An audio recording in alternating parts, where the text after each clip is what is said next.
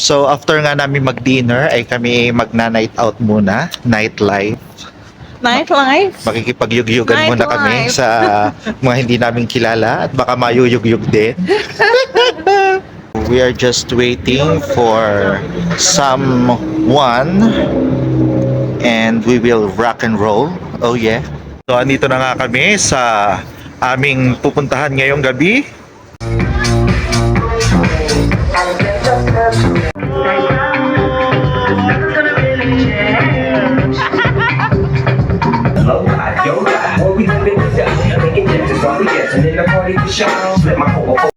So matapos nga na kami ay makainda, kami ay umuwi na. So kinaumagahan ay last day na namin, kaya naman maaga kaming gumising at nag-almusal para makapag-impake at makapaghanda sa pagbabalik namin sa Dubai.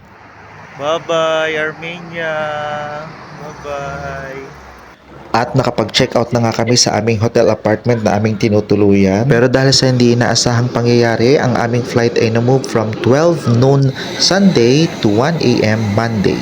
Bye-bye Armenia! Bye-bye! Kaya naman halos 12 hours kami naghintay mula sa airport ng Armenia, makauwi lang kami pabalik ng Dubai. Pero kahit ganun pa man ay sulit na sulit at enjoy na enjoy naman kami dito sa aming paglalakwartsa dito sa labas ng Dubai. Kaya naman dito na nagtatapos ang aming journey, adventure, travel, or vacation here in Yerevan, Armenia. Bye!